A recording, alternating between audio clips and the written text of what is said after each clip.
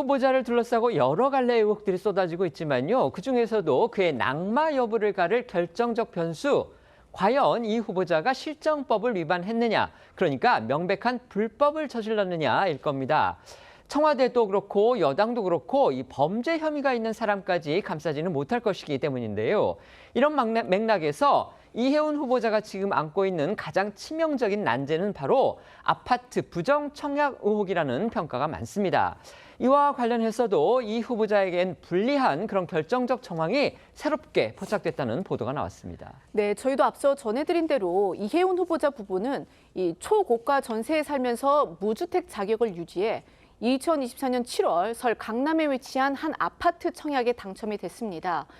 당시에도 분양만 받으면 수십억 원대 시세 차익이 가능해서 이른바 로또 청약으로 불린 곳인데요. 그런데 이미 2023년 말 결혼식을 올린 장남을 혼인신고를 하지 않고 부양가족으로 올려 얻은 이 청약 가점까지 포함을 해서 당시에 턱걸이 당첨이 됐던 것으로 파악이 됐습니다.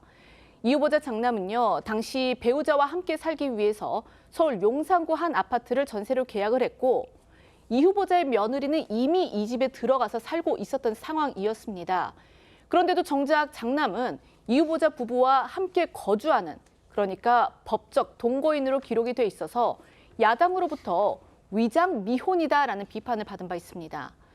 관련해 동아일보는 국회 인사청문 요청안에 근거해 이 후보자 장남이 이 후보자 부부가 청약에 당첨된 뒤인 지난해 4월 30일에 전세를 얻어놓았던 이 서울 용산구 아파트로 주소를 옮기며 분가를 한 걸로 나타났다 이렇게 보도를 했습니다.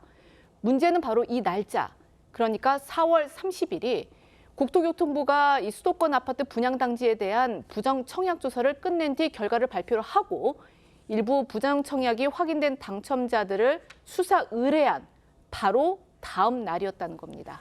그러니까 정부가 부정 청약자들을 찾아내기 위해 관련 조사를 마치고 위법 혐의가 있는 사람들을 수사 의뢰함으로써 결과적으로 이 후보자 부부로서는 법적으로 면죄부를 확정받은 바로 그 시점에 공교롭게도 곧바로 이 후보자 장남이 법적으로 분가를 했다는 겁니다.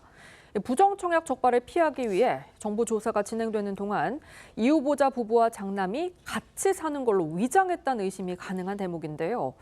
부정 청약이 사실로 확인되면 청약이 취소될 뿐만이 아니고요. 이 현행 주택법 위반으로 3년 이하 징역에까지 처해질 수 있는 만큼 야권에서는 당장 형사 입건을 해서 수사해야 할 사안이라고 목소리를 높이고 있습니다. 청와대 그다음에 집권 여당은요. 이해운 후보자와 관련해서 여러 가지 의혹들이 나오고 있지만 청문회까지는 지켜보겠다 이 입장을 고수하고 있습니다.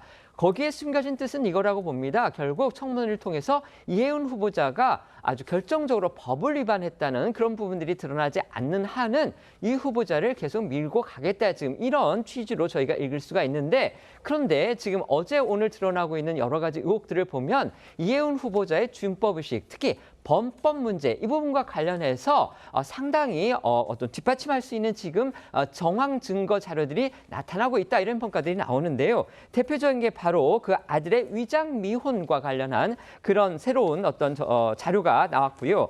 그다음에 아까 저희가 들려드렸던 대로 댓글 조작 이 부분을 보좌진한테 지시한 그런 부분도 지금 드러났습니다. 그리고 또 이 부분은 뭐 정치적인 부분에서의 도덕성 문제라고 할 수 있는데 상대당의 그 어떤 소속 국회의원들도 그래서는 안 되지만 심지어 같은 정당의 동료 의원들을 낙선 기도 대상으로 지목을 해서 그 명단을 누구한테인가 전달한 지금 그런 의혹까지 불거진 겁니다. 자, 어떻게 생각하십니까? 지금 뭐 이해운 후보자의 인사청문회가 이제 한 3일 후 다음 주 월요일이면 있지 않습니까?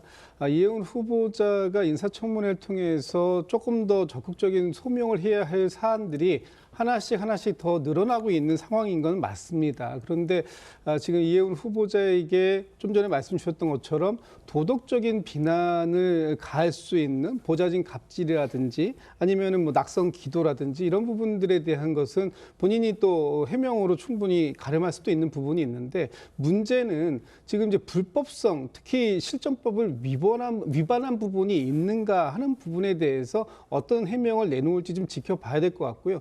특히 특히 아파트를 당첨받는데 소위 로또 대박이라는 걸 당첨받는 과정 속에서 아들의 결혼을 미혼으로 이렇게 해놨던 이런 부분들이 과연 도덕적으로만 비판받을 부분인지 아니면 실정법 위반까지 분명하게 이루어지는지에 대한 부분, 이런 부분까지 다음 주 월요일 날 있을 인사청문 과정에서 정말 좀 소상하게 그리고 국민들의 눈높이에 맞는 해명이 나오기를 저는 좀 개인적으로 기대하고 있습니다. 네.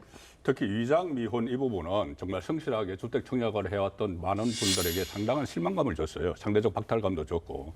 근데 어쨌든 이해훈 후보자가 지금 받고 있는 의혹은 크게 보면은 도덕적인 부분이 있고 보좌관 갑질 같은 문제, 아니면 위법성이 있는 것이 있는데 다른 부분은 다른 장점으로 좀 커버를 할 수가 있어요. 가령 뭐 전문성이라든가 통합이라든가 이런 걸로 커버를 할 수가 있지만 지금 받고 있는 주택법 위반 논란 같은 것 아니면은 낙선기도 이것은 공직선거법 위반 소지가 있거든요. 이런 부분들에 대해서는 아무리 그 정권 차원에서 인사권자 차원에서 이것을 짚고 넘어갈 수가 없는 부분이 되는 거죠. 수사를 받아야 되니까. 수사를 받게 되면은 과연 장관 업무를 제대로 할 수가 있겠느냐 이런 부분까지 가게 됩니다. 그리고 또 통합 이미지를 가장 강하게 냈어요. 통합하고 전문성인데, 근데 전문성은 지금 검증에 들어가기 전에 이런 논란이 퍼지면서 통합이 아니고 오히려 이것을 좀 사회적 갈등을 일으키는 지금 이 논란 때문에 이 분열을 시키는 그런 측면이 있기 때문에 아마 조만간 어떤 거치 결정이 있어야 되지 않을까 싶습니다.